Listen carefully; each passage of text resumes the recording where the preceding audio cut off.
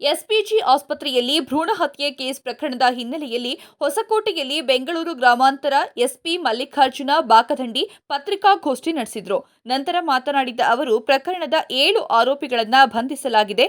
ಪ್ರಮುಖ ಆರೋಪಿ ಶ್ರೀನಿವಾಸ್ರನ್ನ ಮಾಲೂರಿನಲ್ಲಿ ಬಂಧಿಸಿ ಕರೆತಂದಿದ್ದೇವೆ ಎಂದರು. ಅದೇ ಡಸ್ಟ್ಬಿನ್ ಅಲ್ಲಿ ಬಿಸಾಕಿದ್ರು, ಅದನ್ನ ಡಿಸ್ಪೋಸಲ್ ಅನ್ನ ಸ್ವೀಪರ್ಸ್ ಮೂಲಕ ಅದನ್ನು ಕ್ಲೀನ್ ಮಾಡಿಸಿ ಬೇರೆ ಕಡೆ ಎಲ್ಲ ಡಿಸ್ಪೋಸ್ ಮಾಡ್ತಿದ್ರು ಅಂತ ಹೇಳಿದ್ದಾರೆ.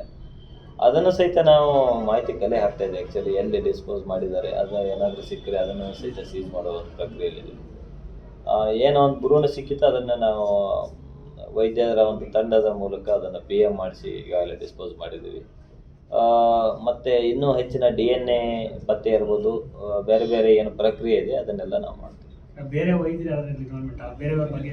ಇಲ್ಲ, ಸದ್ಯದ ಪ್ರಕಾರ ಇನ್ನು ಬೇರೆ ಯಾರ್ದು ವೈದ್ಯರು ಇವ್ರ ಜೊತೆ ಡೈರೆಕ್ಟ್ ಟಚ್ದ ಬಗ್ಗೆ ಅಥವಾ ಇವ್ರ ಜೊತೆ ಟಚ್ನಲ್ಲಿದ್ದು ಅಲ್ಲಿಂದ ಇಲ್ಲಿ ಕಳಿಸಿದ ಬಗ್ಗೆ ಆ ಥರ ಯಾವುದೂ ಮಾಹಿತಿ ಸಿಕ್ಕಿಲ್ಲ. ಸದ್ಯದ ಪ್ರಕಾರ ಕೆಲವೊಬ್ಬರು ನರ್ಸ್ಗಳು ಮತ್ತು ಏನು ಅವ್ರ ಜೊತೆ ಹೆಲ್ಪರ್ಸ್ ಆಗಿದ್ರು, ಅವ್ರ ಮುಖಾಂತರ ಸಾಕಷ್ಟು ಜನ ಇವರಿಗೆ ಕಾಂಟ್ಯಾಕ್ಟ್ ಆಗ್ತಾಯಿದ್ರು ಅಂತೇಳಿ ಒಂದು ಮಾಹಿತಿ ಇದೆ.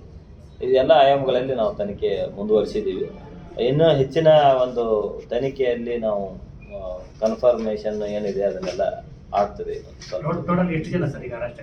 ಈಗ ಟೋಟಲ್ 7 ಜನ ಅರೆಸ್ಟ್ ಆಗಿದೆ. ಯಾಕಂದರೆ ಆಲ್ಮೋಸ್ಟ್ ಎಲ್ಲ ಆರೋಪಿತರು ಅರೆಸ್ಟ್ ಆದಂಗಿದೆ. ಇನ್ನು ಯಾರಾದರೂ ಹೆಚ್ಚಿನದಾಗಿ ಇದರ ಜೊತೆ ಕೈ ಜೋಡಿಸಿದ್ರು ಅಂಥವ್ರನ್ನ ಸಹಿತ ನಾವು ಮುಂದಿನ ದಿನಗಳಲ್ಲಿ ಅರೆಸ್ಟ್ ಮಾಡ್ತೀವಿ.